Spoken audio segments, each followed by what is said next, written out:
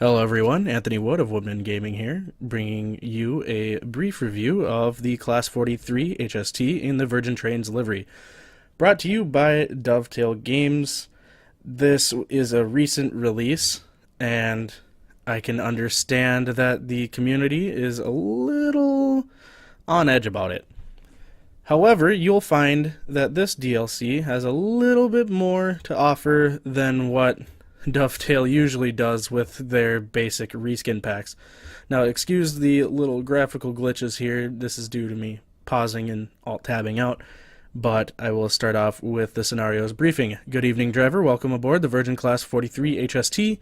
Beginning your journey at Glasgow Central, you will travel down the West Coast Main Line to make one passenger stop at Motherwell before making the return journey to Glasgow. Please allow passengers to board here before departing. Now, something to note is that the included scenarios for the Retro Virgin Trains pack are all for the West Coast Main Line North. And believe me, this route has not really aged well. It does not have any track super elevation, and the scenery is kind of poor. And if I were to be frank, the only enhancement that makes it worth driving are the DPS ones, and even then, because of the fact that they couldn't change any of the track work, it just kind of sucks. So I'll be going over the DLC itself here, or the train, and the features that have come with it. And then I will be restarting it and doing a quick run to show you some of the sounds. So I'll start off by opening the door on the outside here. These are some decent Mark IIIs, not the best. The textures aren't great, but they're better. A little crisper than they were previously. The HST kind of sounds like it's whispering. Now, I'm not sure if at this point the HSTs for Virgin were still powered by the Valentas, or if they're repowered with MTUs or whatever. I believe they're still Valentas at this point, so it kind of sounds like a hot whispering to me. Not great. They have updated the cab interior to be a little bit cleaner, as well as added some features, except for a master key, unfortunately. So we've got the ETS is on, but they have things like the cab light, which are also not on by default, which is kind of nice, though I don't know where it is. I think that's supposed to be the cab light, but it doesn't seem to illuminate anything on its own. They also have manually controlled lights, such as markers, which doesn't seem clickable on this one. Oh wow, not nearly as much work done into this thing as they did with the Class 47. So it doesn't seem that any of the controls are operable by mouse. More than disappointing there. Oh, okay. Interesting. So it's all operated by the main switch. So there's just markers. There's your right hand side. There's both. And then there's your driver's side. Interestingly enough, they've got headlight flares, and it seems like they learned their lesson with the headlight flares and decided to tone it back a bit. They don't look quite as ridiculous as their previous DLCs. The marker textures could be better.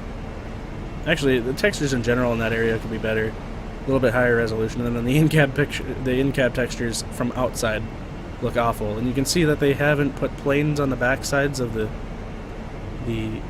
intake shutters there, as you can see right through the model. There's actually quite a few gaps there. Not exactly sure what's going on there. The exhaust effects are there. I'm not sure if the HSTs really sat and smoked that much, but we'll get started here a little bit late, but whatever. Unlike the Class 47, this one seems to have the AWS self-test, though for whatever reason it seems very quiet. Very, very quiet for something that is quite imperative to have. No testing of that. You have the guard buzzer, which I didn't hear in the cab because I was out of the cab, I believe. No testing of the fire alarm. Your parking brake works, and the buttons do not work to set the ETS on and off. So we'll set off here.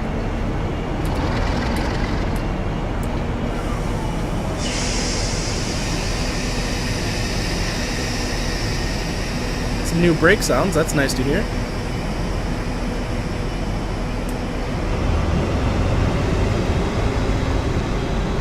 Now,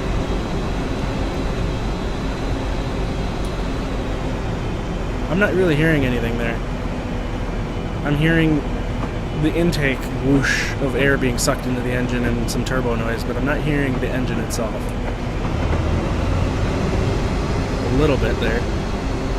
There's a little bit. I feel like the mixing could be better. Definitely too much turbo. And then you can notice that unlike the 47, which had a really nice, smooth transition between power, between power positions, this one seems very immediate and jittery, which is quite disappointing. I cannot seem to find instrument lights either, which is weird. I think that you would have that pretty readily available, but I'm not seeing it. There's no working DSD, and we'll give a listen to the horn here. The high tone isn't bad. It sounds like it's the same recording from inside, from outside for the inside. Yeah, that's definitely the case. I don't remember opening that. Was that open? I don't believe that was open at the beginning of the scenario, and I don't know how that opened.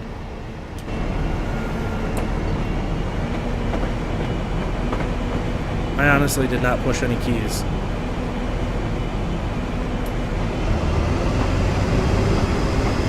There's a little bit of engine grunt between the first power control notch and the second one. It's just turbo. Interesting. I do not know what control I operated for that. Maybe it was this. Ah! Okay, so the normal DSD control, E, opens up the front coupling hatch. Interesting.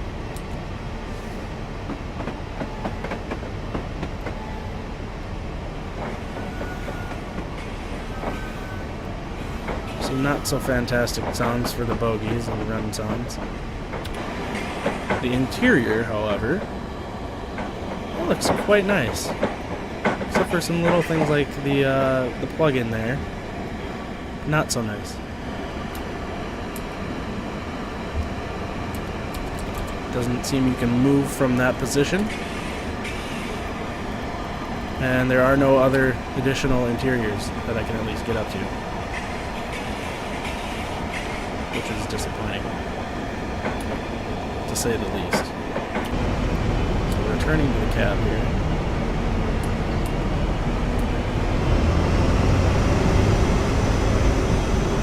It's okay, at best. The engine sounds... They're certainly not APs. They're not the VP185, they're not the Valena, they're not the MTU level of quality.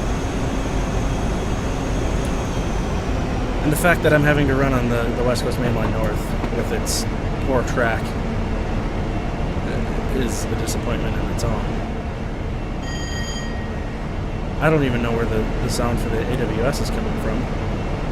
And it's certainly not loud enough for me to hear it. In fact, I've turned the game up.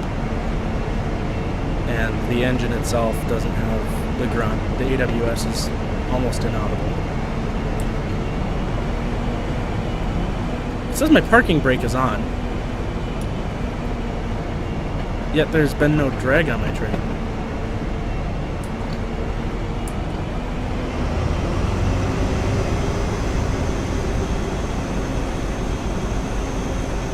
And I click the parking brake off, and it seems like there's drag on my train.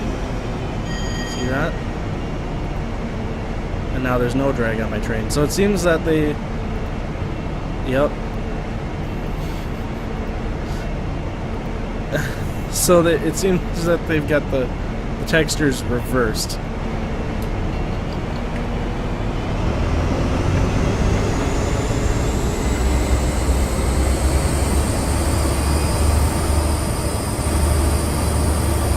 So I'm hoping somebody in the third-party community...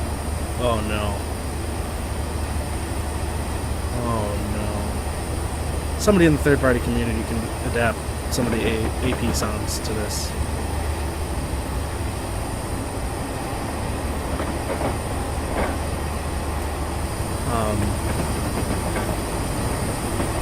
You know, all things considered, considering Dovetail owns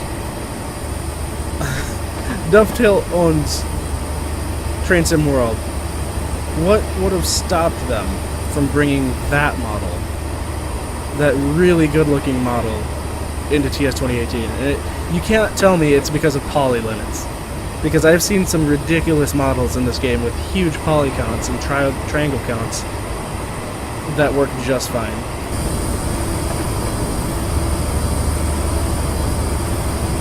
Honestly, the fact that they continued to use this old model is really disappointing. We got a slow coming up here. Let's see if we got one.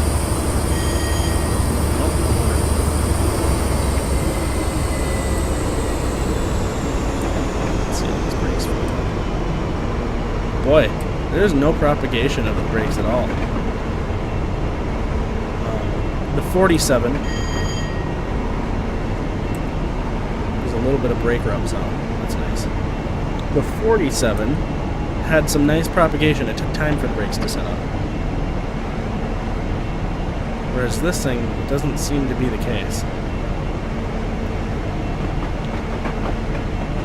Oh no, I'm screwing.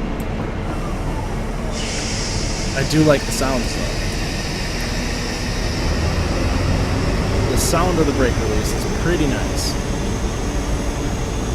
You can see the glitch with the West Coast Mainline North though, in which I did not get any sort of indication. If I wouldn't have been looking at my HUD, I wouldn't have known I was crossing over there. There was no signal indication that I was going to diverge, no flashing yellows at all. I mean, that's a huge drastic change between a speed limit of 75 miles per hour and 20 miles per hour. You'd think that the signal would have gave me that information.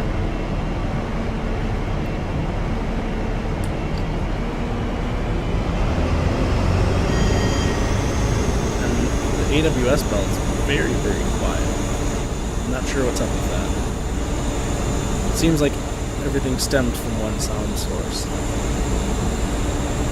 at the origin of all of those. So it seems like they tried with the exhaust effects. It just doesn't convince me.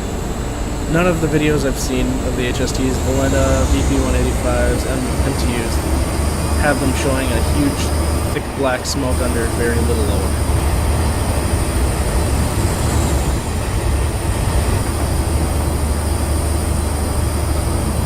At idle, or when you rev them up from cold, it's usually blue or white smoke.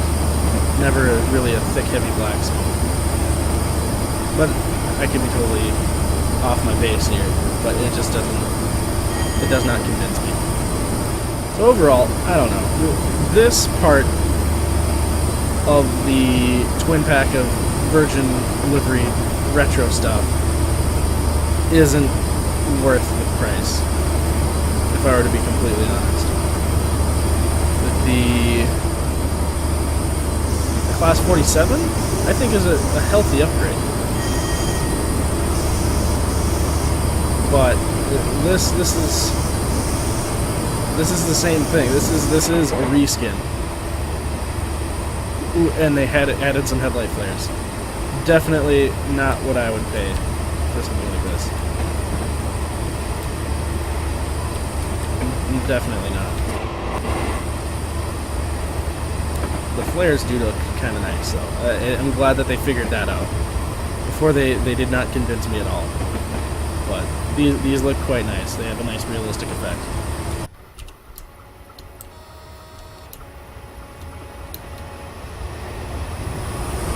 Excellent. Excellent. So, I want to thank you guys for watching. You can form your own opinion based on what you've seen here, but I wouldn't buy it if you were looking for a good HST. The 47 is a nice upgrade, and I can see a lot of potential in that alone, but this thing, not so much.